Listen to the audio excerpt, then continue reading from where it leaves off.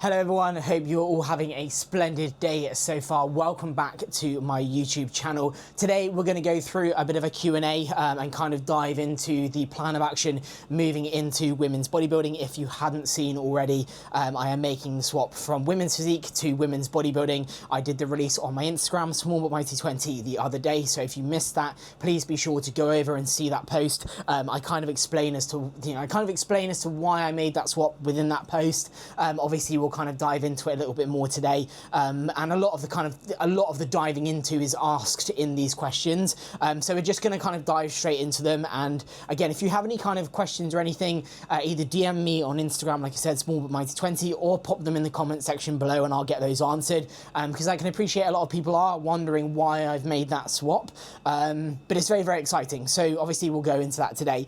So first question, do you think that the IFBB need to be more clear on what they are judging?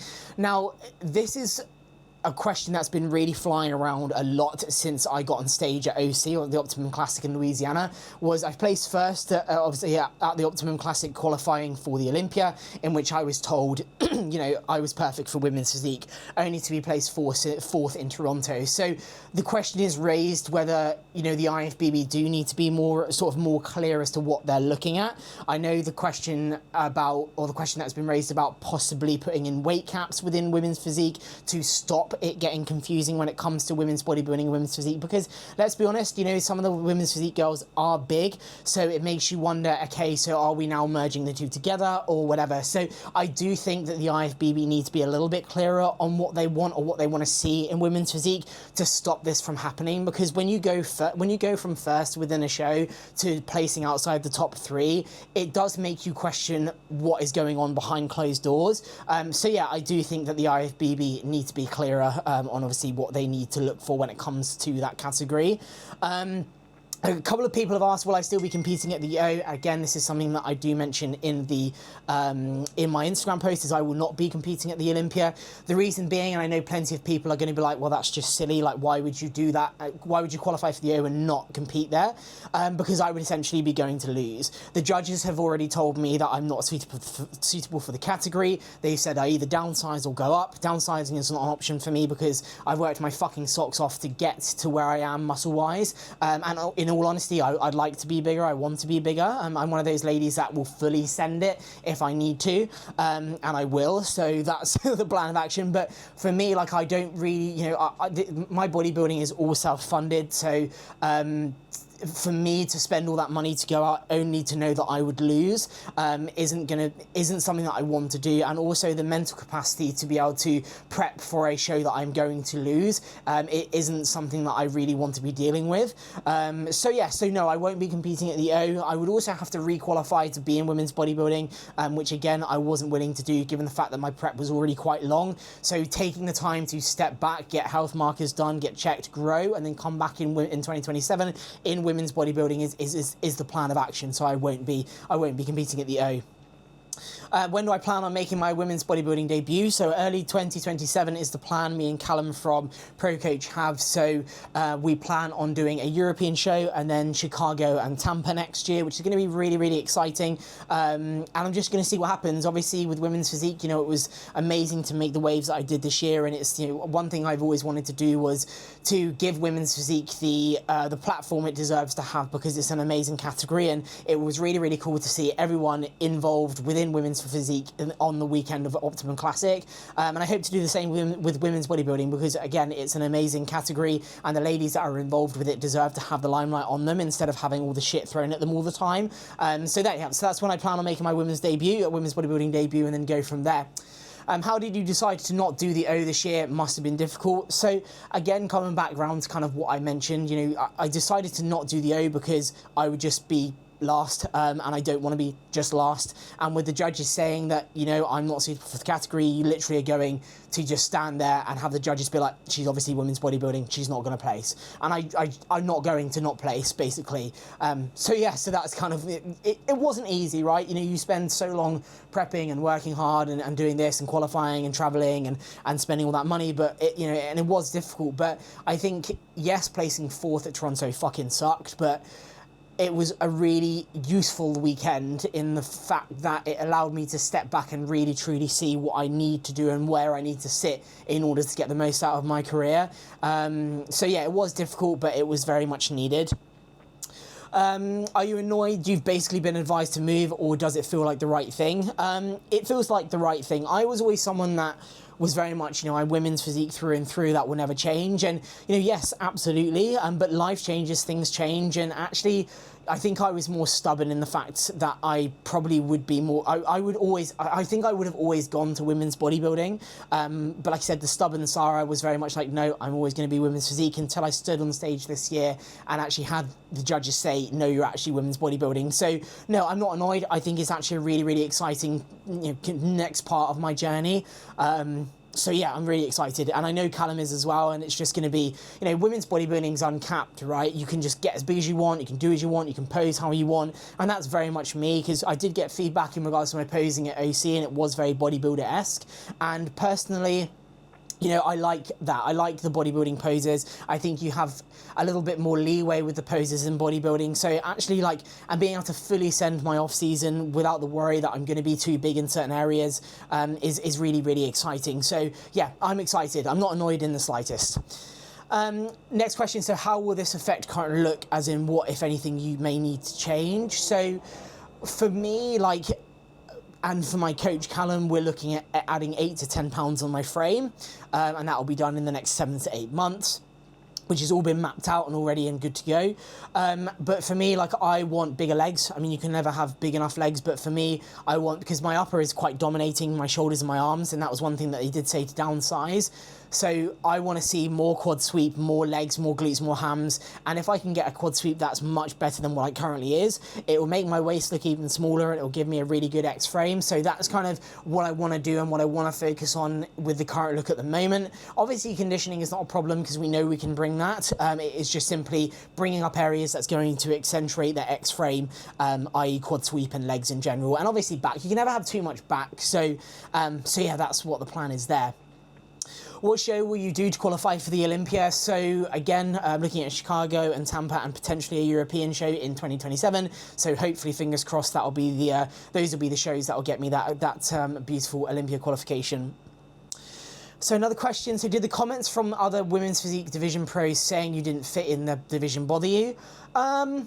To be honest, no, it didn't. Obviously, we're all entitled to our opinion. I do think that a lot of the older generation of women's physique competitors need to understand that sport is developing. Any sport that you're in, be that soccer, American football, baseball, anything, it develops. Sport develops, right? And things change. If sport stayed the same, it would never move forward.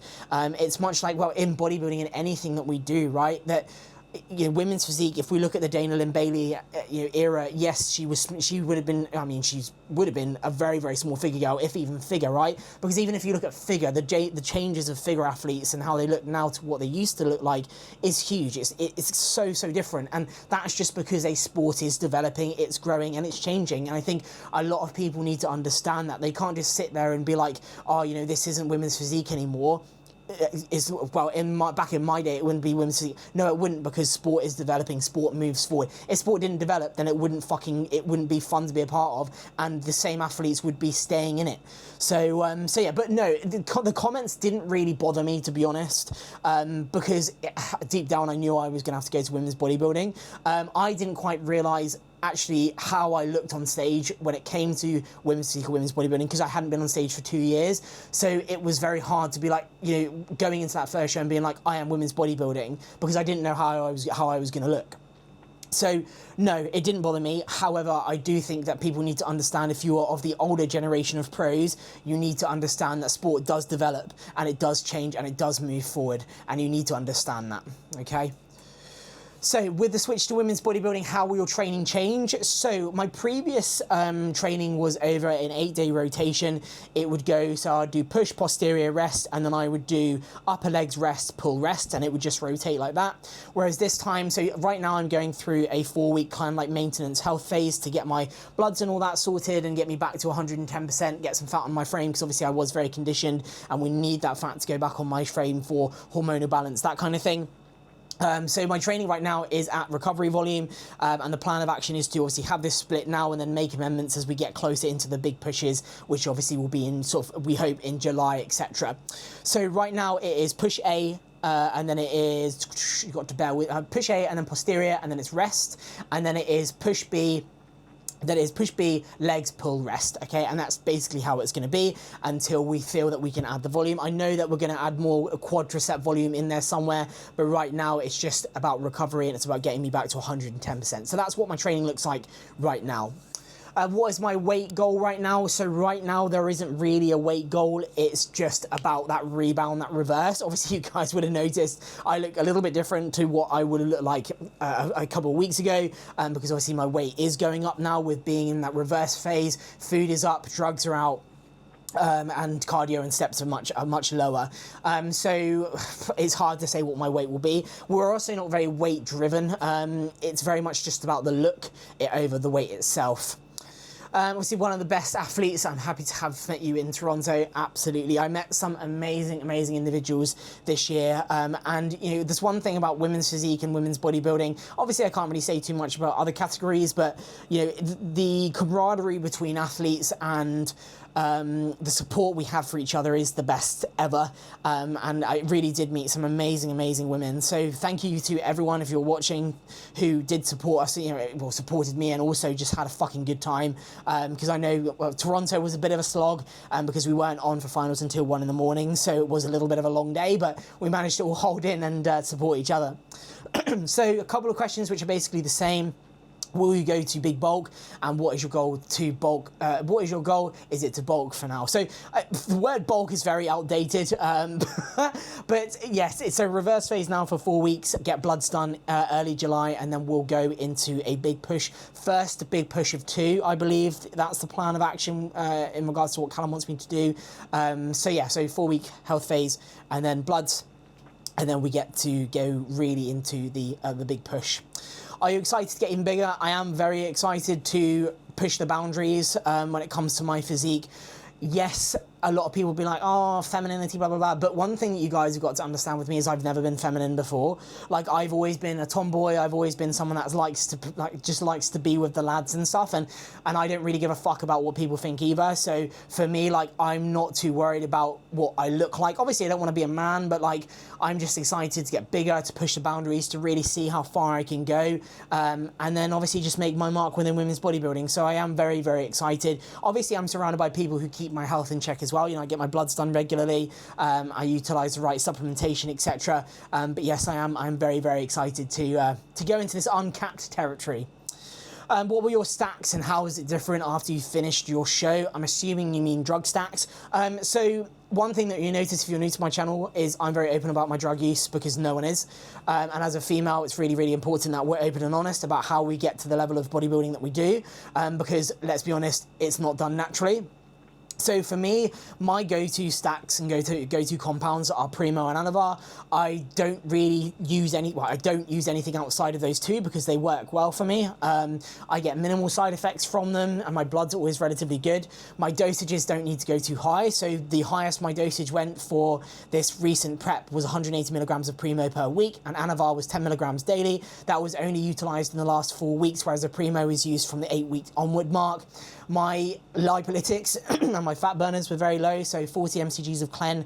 I used a couple of peptides. I used Slow 332 and GC1 as my peptides, and my growth hormone was at 3RU. I dropped that down to 2 after experiencing quite bad carpal tunnel syndrome with them, but that was it. And when I go into, obviously, what I've done previous off seasons, my Primo Anavar stayed the same as well, basically at those dosages. Now, I'm unsure as to what we're going to do for cycling in these phases coming forward. I don't think we're going to go much higher, in all honesty, but we will see, okay? You know, one of the main reasons why I moved into women's bodybuilding is because if I was to downsize, I would have to stop training, which I don't want to do. Training is why I got into bodybuilding. Training is what makes me who I am today. You know, I'm a bodybuilder because I love to train. I don't train to become a bodybuilder. So for me, like, that was one of the major things that I really had to think about, was actually, if I was to stay in women's physique, I would have to stop stop training and I'd have to downsize, and I'm not doing that. So for me, like, you know, I'm excited to be able to really push the training, and yeah, maybe my compounds will change, but I think it's just very much about utilizing the compounds that we know work, utilizing the dosages that we know work, and just pushing the training side of things, the nutrition side of things, because that alone will make a massive difference. A lot of people do think that everything is driven by drugs, and don't get me wrong, you know, the drugs do make a difference, obviously, but if your performance in the gym is good and you're able to train at 110%, excuse me, and your food is good and all that stuff, then you will make them, you will get everything that you need to out of your off season, your improvement phase, whatever it is, to be better than you were on stage last. I'm not on anything now, actually. I actually come off everything fully post competitive season, again, to get my bloods done and to get health back in check. What is your body weight off season and on stage? So I believe my heaviest body weight off season was 85 kilos. I actually don't know what that is in pounds, so you can work it out. And then my stage weight was 65 kilos. So last time I stood on stage, I was about 60 kilos. So 5 kilos of lean tissue has been placed on my frame, which is super exciting. So yeah, that's really cool. Where do you plan to add more tissue on your physique? As mentioned, legs, and legs, specifically quad sweep. What made your mind up to make the switch to women's bodybuilding? As I mentioned, it's uncapped and we can fully send it. And obviously, again, transition to women's bodybuilding, we add more size, absolutely.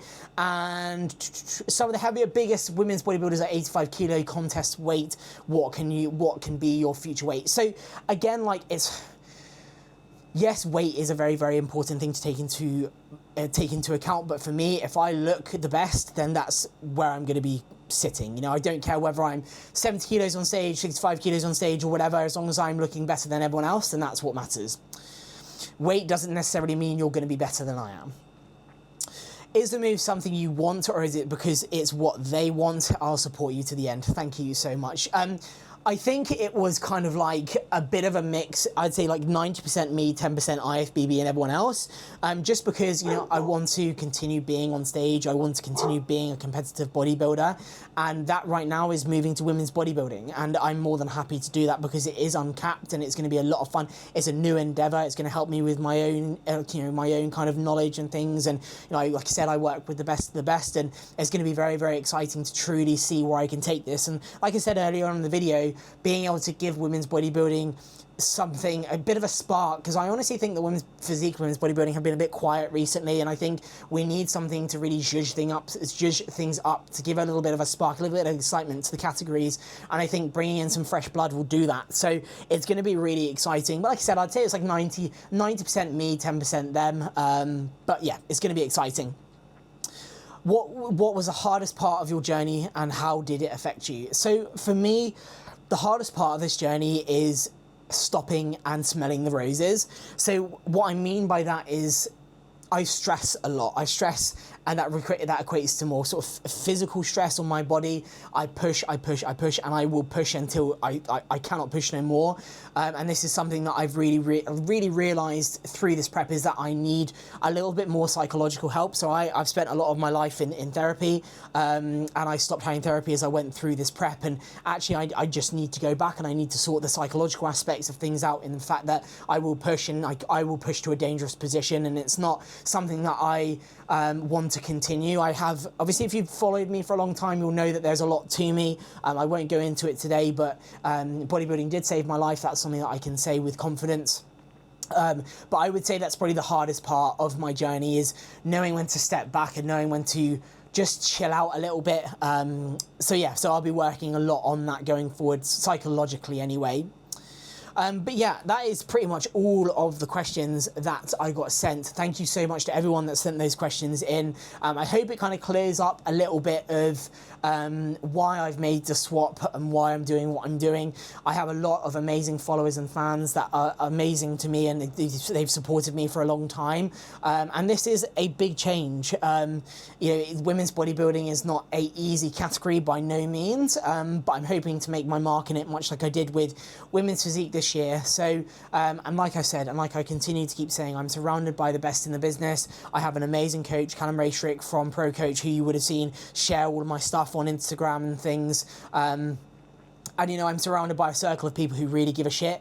And that's, you know, I'm very, very blessed to be in that situation. So, yes, but if you have anything specific that you guys want to see on my YouTube channel, obviously, please let me know, because I'm going to be giving you more about, you know, more in regards to my transition from women's physique to women's bodybuilding. We're going to be doing more YouTube. I'm going to be doing more on my Instagram. And also, remember, I am a coach, so I do have spaces for people looking to compete in the future.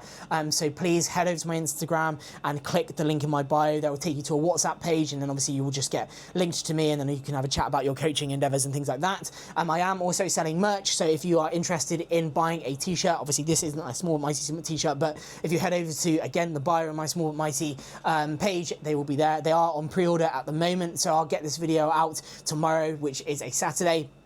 Go over to my Instagram, smallby20, click the link, pre-order your t-shirt. There's black and pink, and support the Small but Mighty cause, because, you know, my brand is all about standing the fuck out and being different. And if you want to be a part of that community, then buy a t-shirt, get coached by yours truly, and really look to make a difference to your endeavors and what you want to achieve. Like I said, Small but Mighty is a brand that is about standing the fuck out and giving the middle fingers to people who want to just be the same and be average. Okay, so yes, but I'm really excited to take you guys along on the journey. It's going to be very, very exciting for sure. I am a free agent at the moment, so I do not have a sponsorship. I actually left JP a couple of weeks ago. I cannot thank them enough for the support that they provided me during the time that I was with them as an athlete. But again, you know, there are plenty of companies out there providing support for athletes. But if you're someone that's used my code for JP, thank you so much for that support. That code does no longer work anymore, so please don't go and use that code. But yes, obviously, if I get any offers or anything like that, you guys will be the first to know, because the code will be live. But anyway, thank you guys for watching, and if you've made it to the last 5 minutes, thank you again for the support. If you want to see more, if you want to see anything specific, drop it in the comments below, and I will make sure that I get it done for you. Like, share, comment, subscribe, and all that good stuff. Thank you so much for the support as always, and I'll catch you in the next one. See you later.